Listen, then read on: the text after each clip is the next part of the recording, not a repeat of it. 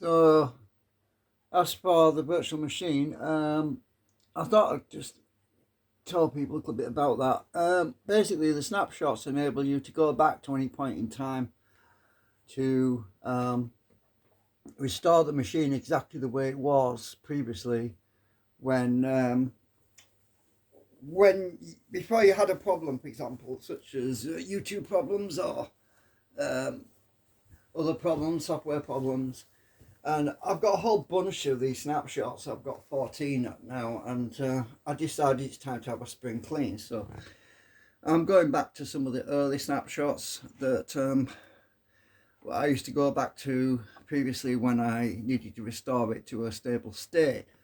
And some of these snapshots are going back, what, a couple of years, 2 years maybe, even some of them before. I think I've had this virtual machine, this Zorin 16 installation on the machine on here for about for 3 or 4 years now, and it's been great for doing browsing the internet. It's safe because it protects you from viruses and malware and all sorts of stuff. But I've got these branches here. I don't know if you can see this, but I've got these different branches where you can actually go back to a point in time. Snapshot 9 is a branch where it goes up in two different directions. So, for example, snapshot 16, snapshot 15, that would take me back to a point in time when I still had the update links for the software, for the zorin OS initialized, where you could do the updates, but I turned it off because it was driving me crazy, because on the virtual machine it was always trying to update. Now the problem with that is if updates are kind of redundant if you're going back to a snapshot, because you have to reinstall the updates over and over and over again. It's like being on Groundhog Day. Basically, Groundhog Day is not something that I want to be stuck in. So anyway, I created the snapshot where the update links were working, and then I decided it was driving me crazy, so I ended up going back to, I created snapshot 10. Snapshot 10, I removed the annoying update links at that point there. And snapshot 11, I did some updates. Snapshot 12, I added the U block origin, and that was working stable. It was stable. Snapshot 13, I did some OS updates, stuff like that. I'm actually here at the moment. I'm on snapshot 15. I'm on snapshot 15. So snapshot 14 is one I keep going back to, which was 18th of December 2023. Now, obviously, basically every single snapshot that you create on a virtual machine, it stores a whole bunch of data. You're talking a few megabytes or gigabytes, and it takes up space. So what I'm doing at the moment is I'm clearing out these early snapshots. For example, this one. I added a camera in OBS, and then I found out later on that OBS doesn't work very well on the virtual machine because there's no hardware acceleration. It was very crap and slow. So I decided to get rid of it. So OBS is no longer installed. Now, I think it was snapshot, what was it? Where was it? So this is where I removed OBS Studio and nagging update failures, because I kept getting update failures. Basically, where it tried to update something on Ubuntu, it was some file on the system, and it kept on giving me a flag error message saying update failed. So that particular OBS was causing me some problems. So basically, I'm removing everything between snapshot 3 and snapshot 7, so that everything after snapshot 8 will be. I installed some PCB software called Fritzin. That's still on there. That seems to be okay. So I'm basically going to remove everything from snapshots. I've just removed snapshot 1 and 2. So I'm now going to remove snapshot 3 up to snapshot 8, and that should free up a hell of a lot of space. Let me just try and show you what I mean. Alright, so if we go to my D drive, and I look at how big drive D is, currently I've managed to free up, we're currently at 147 gigabytes free space on drive D. And I've just cleared a lot of video editing compilations off drive D because they were taking up a lot of space. I just deleted them because I've uploaded them on YouTube. I'm not really interested in backing them up, to be honest with you, because it's not any of my inventions, or it's not any of my important data. So I'm willing to let that go. So as I say, let me go to my computer. Let's switch that to thumbnails.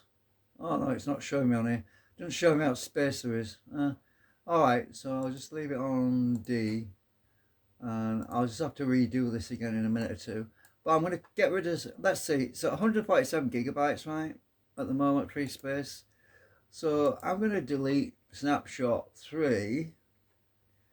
Right, so I'm going to delete that. And it's going to clean up the deleted files, which is what it's doing there. So it's just cleaning up deleted files. So I'm going to pause and I'll show you the difference after I've cleared those snapshots up to snapshot 8.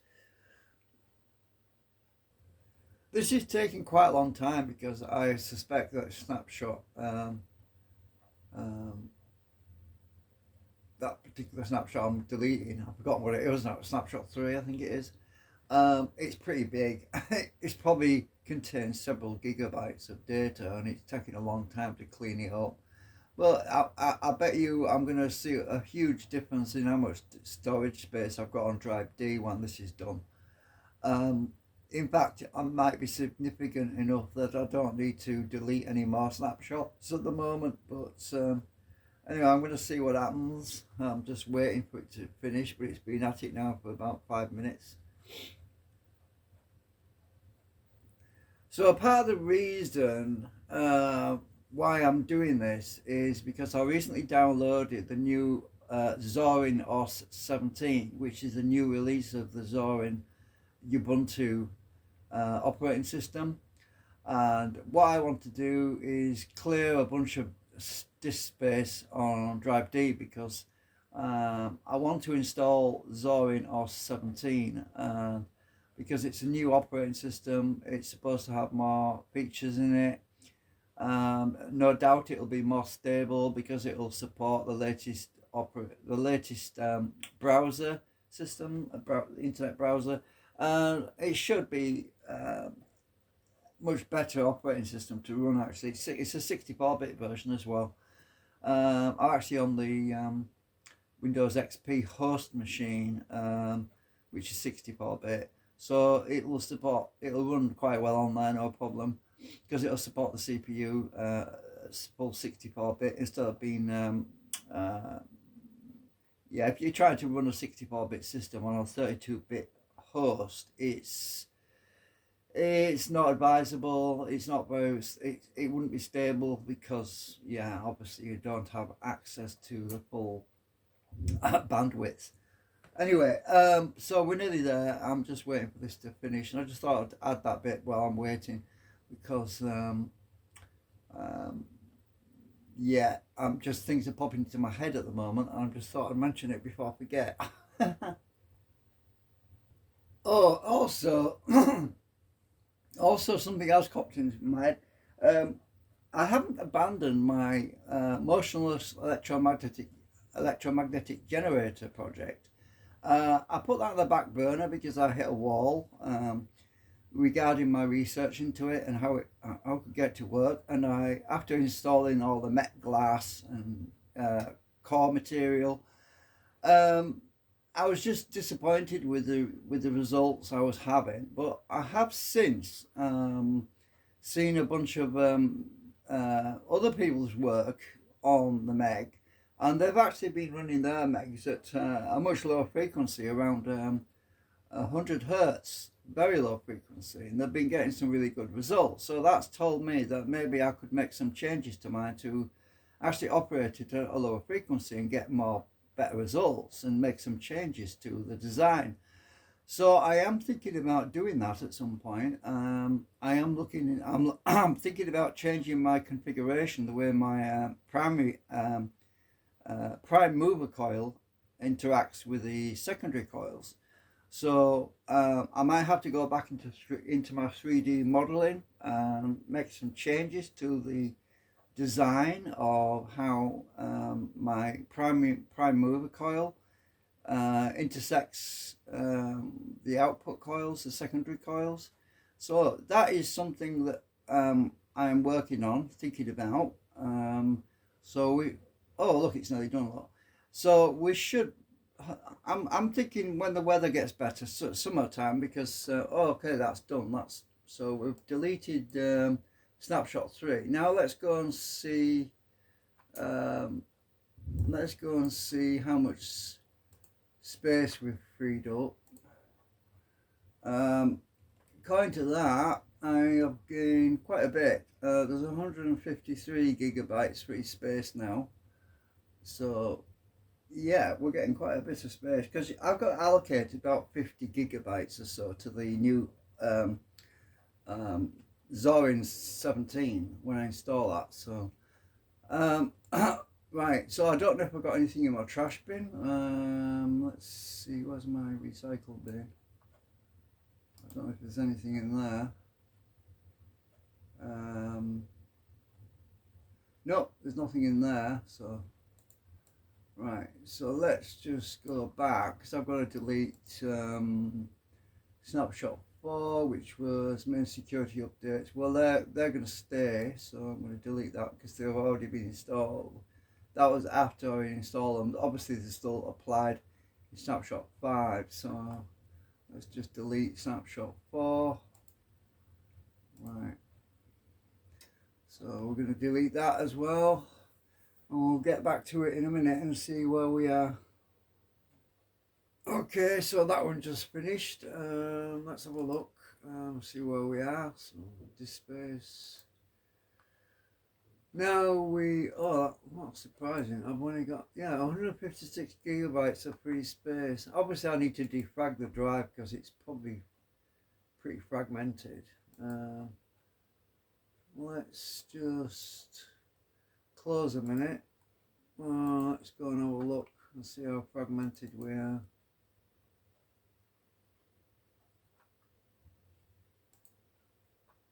Probably pretty bad. Let's see.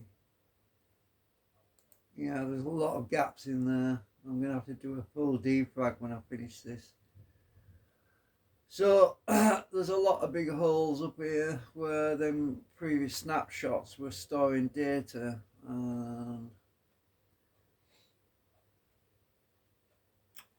Yeah, so that's quite, yeah. I've no doubt that when I run the virtual machine, it's going to write the new data in these gaps anyway, but so let's have a quick look. Yeah, we've got quite a few fragmented files. I think I'll just defrag these while I'm at it.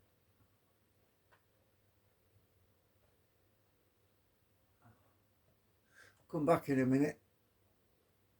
So I think my video is getting too long actually, so I think I'm going to end it here, but I actually chose to just defragment the files that are fragmented, because to defrag the entire hard drive, which is 500 gigabyte drive, it would probably take 10 hours or so, maybe 6 hours, I don't know, but it would take a long time. So I decided just to defragment the files themselves that are fragmented, because that just speeds things up a bit when you're running the virtual machine on it.